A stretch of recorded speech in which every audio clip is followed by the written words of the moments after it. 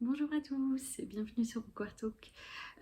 Aujourd'hui, on va faire une petite vidéo sur comment gérer les personnes autour de soi quand on n'est pas très bien et dépressive.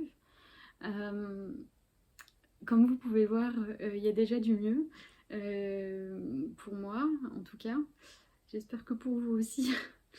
Euh, Parce que déjà j'ai les cheveux lavés, c'est la première fois que vous me voyez avec les cheveux propres et les dents lavées, et j'ai mis des choses aussi sur mes ongles et c'est un peu raté, mais je me dis que s'il y a des gens qui sont capables de vendre des bananes collées au mur avec du scotch, euh, c'est pas si raté finalement. Euh, moi, pour moi, ce qui a changé là, c'est que j'ai changé de psychiatre récemment et elle m'a donné elle en a déduit que j'étais sous-médicamentée. Et apparemment, en plus d'être dépressive, j'ai un trouble anxieux généralisé. Et ce qui veut dire qu'en gros, moi, ce que je définissais comme mon état normal, en fait, c'était de l'anxiété. Et je m'en rendais pas compte parce que, bah, comme je viens de le dire, c'était mon état normal. Donc, du coup, voilà, j'ai d'autres médicaments. On a essayé plusieurs dosages qui sont le plus adaptés. C'est pas toujours facile de trouver la bonne molécule pour tout le monde. Mais pour moi, là, pour l'instant, j'ai eu pas mal de chance. Après, il y a eu des hauts et des bas, hein. Forcément, quand on change de traitement, c'est jamais facile. Mais je pense que je vais quand même faire une vidéo sur les médicaments en règle générale. Je pense pas que je vais parler de mon traitement spécifique, parce que ça c'est très personnel et j'ai pas envie que des personnes veuillent avoir la même chose que moi, parce que ça c'est au médecin de décider. Mais sinon, voilà, on peut commencer la vidéo sur l'entourage d'une personne dépressive. On sait que bah, voir des gens, ça aide à aller un peu mieux quand on est dépressif. Ça fait partie des choses un peu générales, comme, bah, je sais pas, prendre des oméga 3 et aller dehors. Euh, mais je pense que la première chose à faire, en fait, c'est de préparer les gens qu'on va voir à son état. Euh, C'est-à-dire que bah, ils sont habitués en fait à voir votre vous normal et peut-être pas votre vous malade si vous l'êtes depuis pas très longtemps. Du coup, je pense que c'est une bonne idée d'en parler au préalable et si possible de leur expliquer exactement quels sont les symptômes et ce à quoi ils doivent s'attendre concrètement en fait, si jamais vous les voyez en fait. Donc, moi, par exemple, je sais que ça va être de la fatigue, qu'il y a des gens qui parlent beaucoup sur leur état. Je crois qu'il y a un mot pour ça. Euh, Hyper quelque chose. Enfin, ils vont beaucoup partager les détails de leur vie lorsqu'ils sont dépressifs ou d'autres qui n'en parlent pas du tout, justement. Euh, on peut aussi parler des déclencheurs. Si je regarde un petit peu à côté, c'est parce que j'ai mes notes et que je suis un peu stressée, comme vous pouvez le voir, parce que ça fait longtemps que j'ai pas filmé. Mais j'essaye de me remettre sur la bonne voie parce que maintenant j'arrive à faire un peu plus de choses. Bref, parenthèse fermée. Il faut aussi parler du fait de comment ils vont recevoir ce que vous allez leur dire. Donc, il y a des gens qui vont penser que la dépression, c'est pas vraiment une maladie, que c'est juste de la flemme, ce genre de choses, parce que en fait c'est une maladie invisible, donc forcément c'est pas facile de voir une différence, surtout que c'est très facile de la cacher.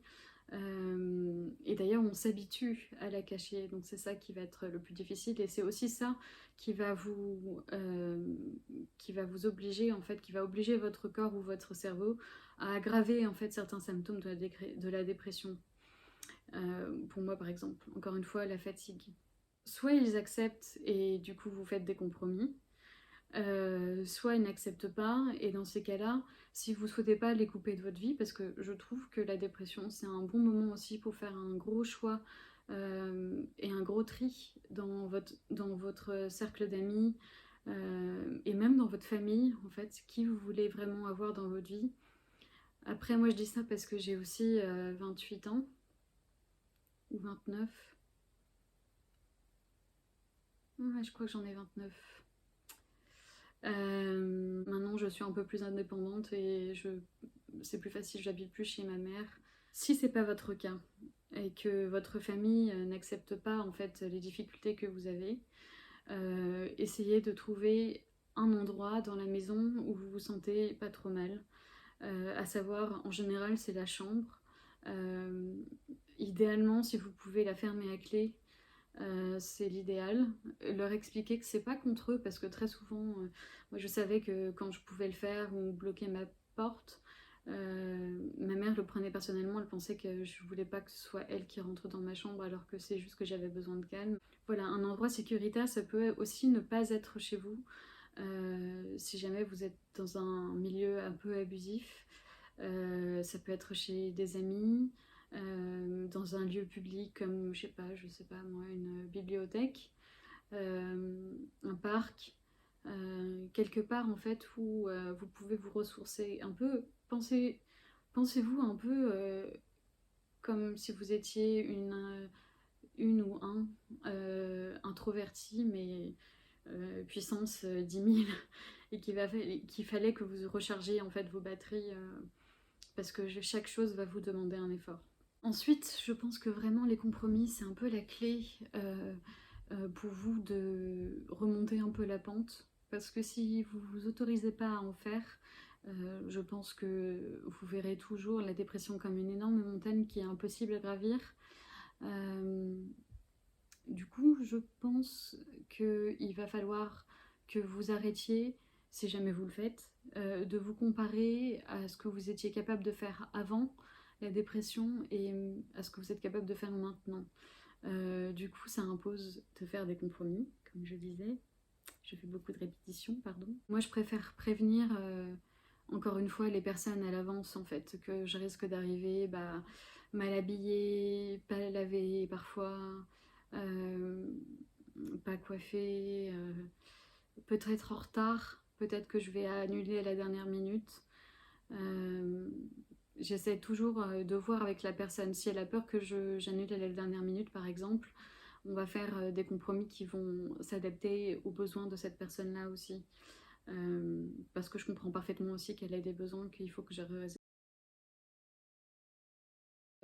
C'est bête, mais maintenant, vous allez devoir suivre une conversation. Et cette conversation, vous n'aurez pas la même attention et la même concentration que vous aviez avant. Du coup, si jamais vous avez des moments d'absence ou de fatigue intense et que vous bâillez ou que vous êtes simplement en train de dissocier, c'est tout à fait normal. Ça veut simplement dire que c'est peut-être l'heure de faire des pauses, justement. Et que vous surtout expliquez à la personne en face que c'est pas que vous n'en avez rien à faire de ce qu'elle raconte, hein. C'est purement quelque chose qui est hors de votre contrôle et peut-être ça implique de raccourcir certaines visites. Alors je sais pas pour vous, ça dépend énormément des gens, mais moi je suis quelqu'un, outre la maladie, je suis quelqu'un de très casanier et introverti. Donc c'est clair que ma zone de confort, ça va être chez moi. Et surtout, l'avantage d'inviter les gens chez vous et pas d'aller chez eux, c'est que vous allez vous ouvrir certaines portes en fait qui ne sont pas forcément possibles chez les autres. Déjà, ça va vous enlever la fatigue du transport, qu'il soit court ou long, et de vous habiller tout simplement, parce que le nombre de fois où j'ai pu voir des gens parce que j'étais chez moi et en pyjama, et en fait c'était super parce que ça change pas grand chose finalement d'être parfaitement maquillée.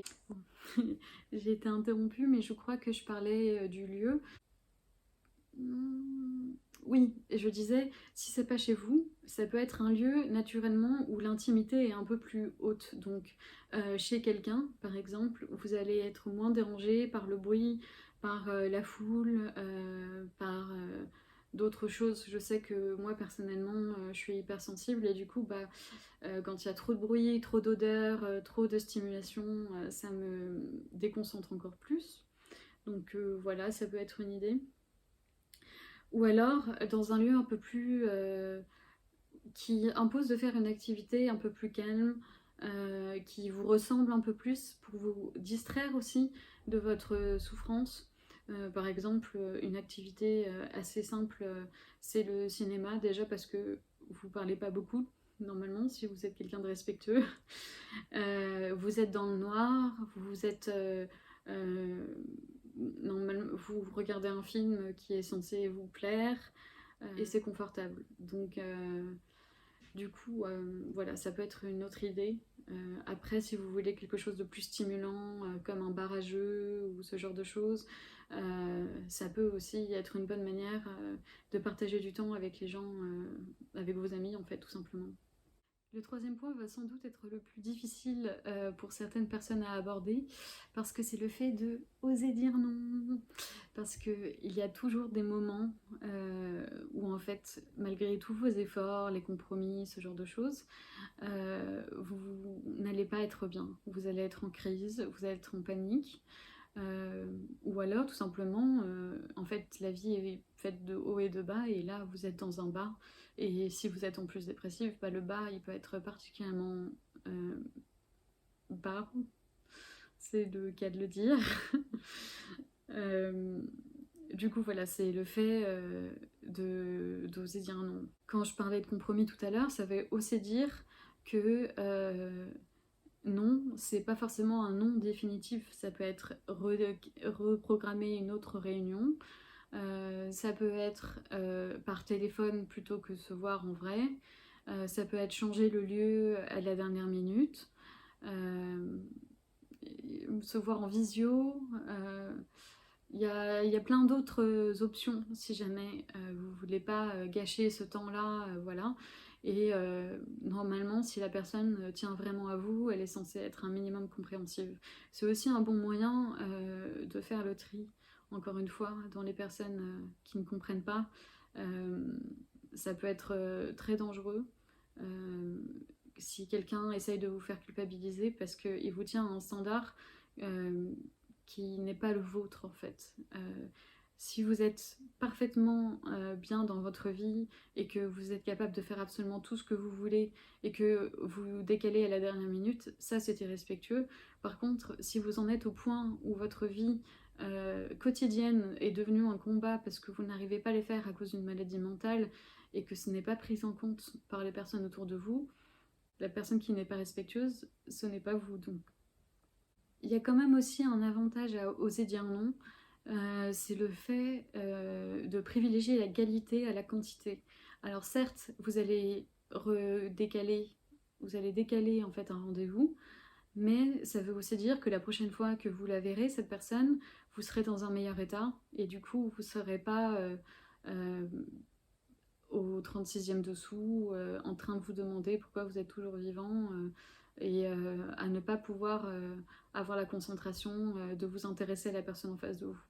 Donc je trouve que dans certains cas, pour préserver certaines amitiés, il est aussi important, autant pour vous que pour la personne en face, de décaler. Le dernier conseil, ça va être de prévoir à l'avance. Alors, j'imagine que si vous avez suivi tout ce que j'ai dit jusque-là, et bravo à vous, évidemment, prévenir la personne de votre état est déjà quelque chose en soi qui s'anticipe. Mais il y a aussi le moment en fait où vous allez devoir voir cette personne qui va nécessiter une préparation si vous êtes atteint d'une dépression vraiment grave en fait. Donc pour moi, ça va être de ne pas mettre trop de rendez-vous dans la même semaine, qui est au moins un jour où je ne fais rien entre chaque fois où je dois sortir de chez moi. Je vous donne des exemples très précis parce que ça c'est vraiment en fait, à établir selon votre état et vos préférences. Donc vraiment, c'est pour ça que je peux pas faire autrement. Je peux juste vous donner des inspirations qui s'inspirent de ma vie personnelles, mais à part ça, voilà, c'est à vous de les définir. Quelque chose que je fais aussi, c'est pas mal d'exercices de visualisation pour me calmer, parce qu'en général, quand je sais que je vais sortir le lendemain, la veille au soir, je fais des crises d'angoisse assez sévères. Donc j'essaye de dédramatiser en faisant beaucoup d'exercices de visualisation, en me rappelant en fait que cette personne est quelqu'un que j'apprécie particulièrement, à me forcer à voir les points positifs, parce que si je me force pas, c'est sûr que je les verrai pas. Et aussi à me lever suffisamment tôt pour avoir plein de temps pour me préparer, parce que comme tout me demande un effort, il me faut le double du temps. Je peux plus me lever et être dehors 20 minutes après, c'est plus possible pour moi. Et sinon, avoir ce temps-là, pour moi, c'est rassurant. Mais ça me permet aussi d'avoir certains petits rituels en fait qui me permettent de me calmer, comme par exemple prendre un bain, parce que ça me calme. L'eau chaude, en fait, naturellement, je trouve ralentit en fait le cœur et je sais pas si c'est vrai.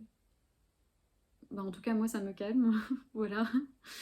Euh, et en général, j'aime bien me maquiller aussi. Alors, ça paraît très contre-intuitif parce que c'est un effort en soi. Mais en fait, c'est comme je me maquille uniquement pour sortir, bah, surtout en ce moment. Du coup, ça me permet de faire quelque chose d'artistique, de me préparer en fait psychologiquement à sortir et de pas voir le temps passer aussi. Parce que bah, je suis concentrée sur ce que je suis en train de faire et c'est une activité en soi et c'est déjà pour moi une victoire de réussir à faire ça. Et puis après, il y a la satisfaction d'être en fait présentable quand vous voyez cette personne. Ça veut pas dire que si vous n'êtes pas maquillé, vous n'êtes pas présentable, hein. C'est juste que ça fait doublement plaisir quand vous voyez une personne et que vous êtes lavé et préparé comme selon vos standards, plutôt que habillé en haillons avec un sweat, votre pyjama en dessous et que vous portez depuis 3 jours sans vous être lavé forcément. Enfin, j'aimerais finir cette vidéo sur des petits prototypes. Si vous n'avez pas eu la concentration de suivre complètement, ce que je ne vous reproche pas, même si YouTube sera sans doute en désaccord. La première question, ça va être qu'est-ce que vous allez privilégier? Pour moi, ça va être le face-à-face avec une seule personne. Ça va être de voir en priorité des gens proches et ne pas essayer de justifier, de voir la personne du lycée qui vous a recontacté soudainement après des années en fait d'absence. Voilà. Pour moi, ça n'a pas de sens en fait de brûler son énergie comme ça pour des personnes qui sont pas là pour vous naturellement. De privilégier aussi les durées courtes, c'est-à-dire, bah, si vous avez l'habitude de faire la fête toute une nuit, bah, là ça va être juste un dîner par exemple au restaurant, maintenant qu'ils sont rouverts. Et aussi de privilégier la distance, c'est-à-dire que forcément ça fait plaisir à personne de faire 2 ou 3 heures de transport pour aller voir quelqu'un 2 heures.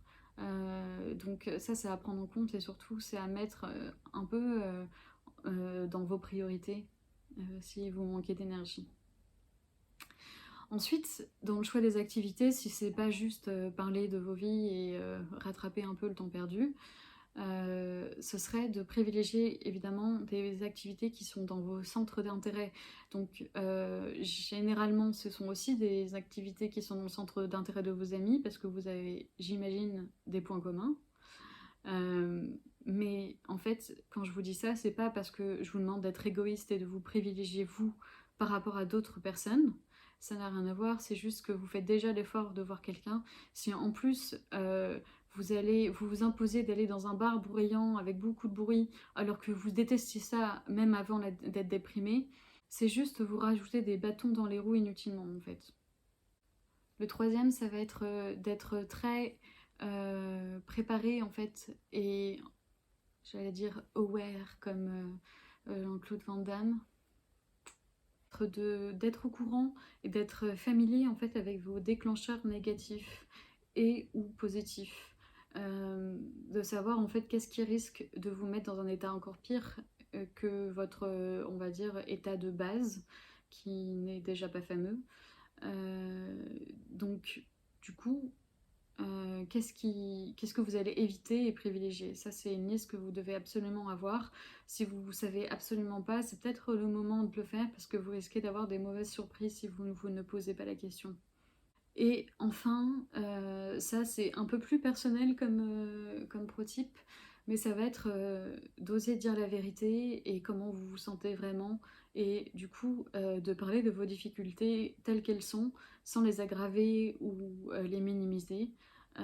Juste, en fait, être honnête et du coup aussi vulnérable avec les gens qui vous entourent, parce que c'est comme ça que vous allez pouvoir recevoir l'aide dont vous avez besoin.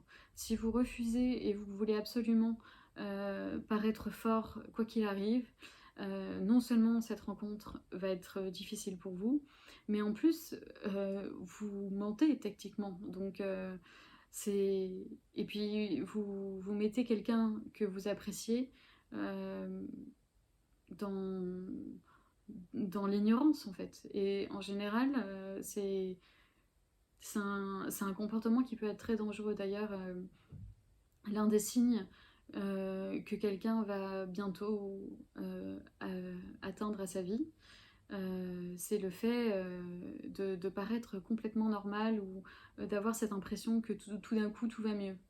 Parce qu'ils veulent, si, ils veulent, si ces personnes-là veulent mourir, elles veulent surtout pas que d'autres personnes et que leurs proches les arrêtent.